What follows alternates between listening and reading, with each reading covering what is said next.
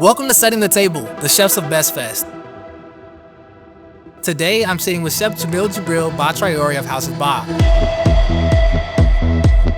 His past starts in West Africa, where cooking was part of his family way before it became work. What makes Chef Djamil so compelling is that for him, food is bigger than the plate. It's a memory, hospitality, and a way to open up people to African cuisine in a new way. Food should evoke an emotion. And that's really how I was brought up. My dad was against seeing a boy in the kitchen. I want to also showcase African culinary heritage in a way that people don't think about it. People cook because they give you what they care about. People cook because they want to feed you and they want you to remember that. The reason why I started cooking was because of my mom. Very early, she wanted to just initiate me into the art of cooking. It became how I mourn her. I wish she was actually alive to see all this. If your food or your culinary heritage is not also presented on the table, you can clearly say that you will still belong to that space. I never knew it was going to be a profession. You know, I won't even, if you go back and told me that you're going to be a chef, I told you, you're lying.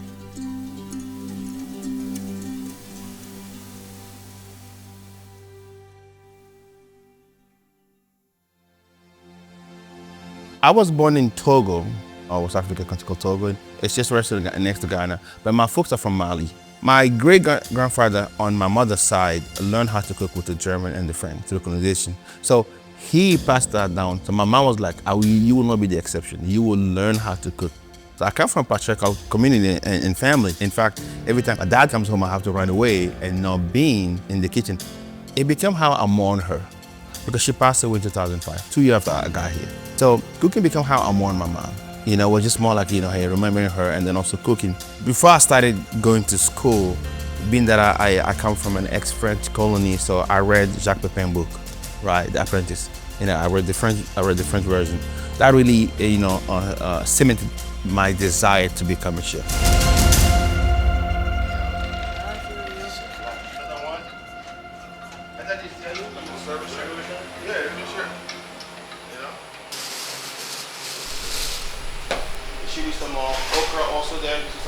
So I had a buddy that was working in the grocery store. When you walk in, you go to that's how you see the fried chicken, you see the salad, all that kind of thing. You're like, chef must be making this. So I was like, you know what, all right, let me go here first to understand if this is what it is, if I can hang. After a couple of weeks, I'm like, this ain't what I see. There's no lying, there's nothing from scratch. I'm like, this ain't it. This is the wrong space. But I'm glad I did it, because then it gave me the difference. I knew that you're cooking, but you are not gonna learn how to be a chef in the grocery store, being in the back there, right? While I was going to school, I stint at Dante. Dante was my first professional kitchen. I walked there, I said, listen, I don't want to get paid. I want the experience, because I knew that I had to catch up. I had the comfort, I had all that kind of thing, but I don't have the culinary. So that's why Dante was my first professional kitchen to go to and see how things were working. That's when the whole feel of prepping, the line and stuff like that, right?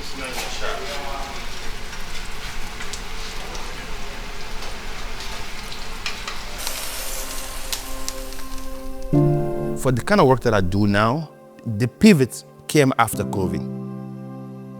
I was working in hotels, even back in 2015-16, and I saw something. Okay?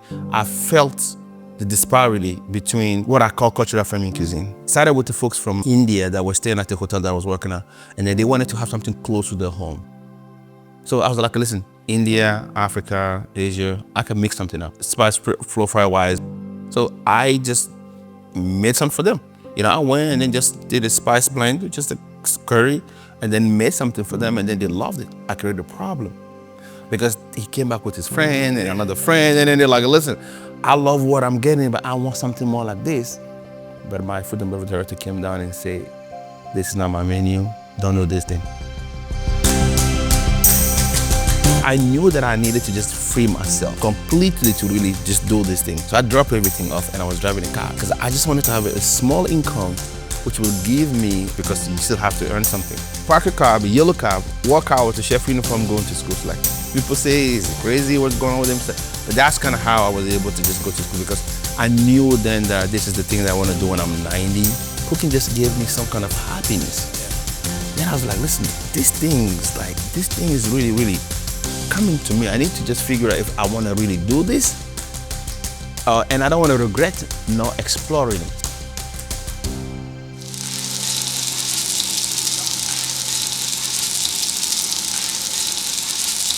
It's different than the approach. So for me, I want to just elevate African food and make sure that people also understand it can be mainstream, it can be fine dining or casual dining, but it can also be a fusion food, right? Which can have other components and then bring African culinary heritage in a way that people don't think about it. A preconception of what it is, I want to change that.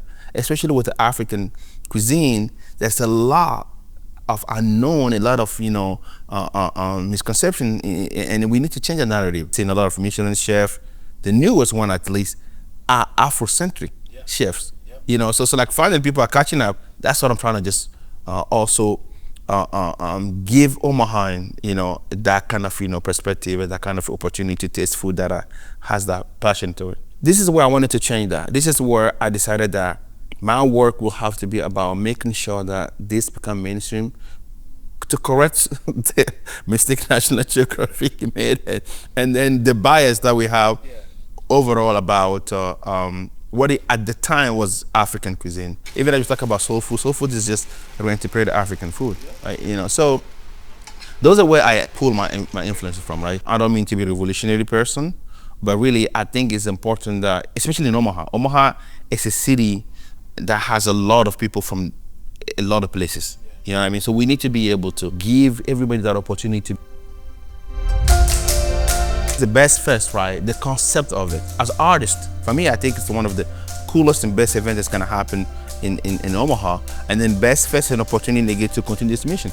You're talking about, have not only like a culinary artist, have a musician. I seek this opportunity because I want to change. I am on a mission to make sure that this kind of cuisine make it to places like this, especially if it's about giving a unique event. Nothing makes me more happy when I than seeing a white kid, eating a food from India or food from Africa and be like, oh my God, what is this? Because I know that it's gonna grow up or she's gonna grow up differently, right? They're gonna just be somebody that's gonna just be open to the world.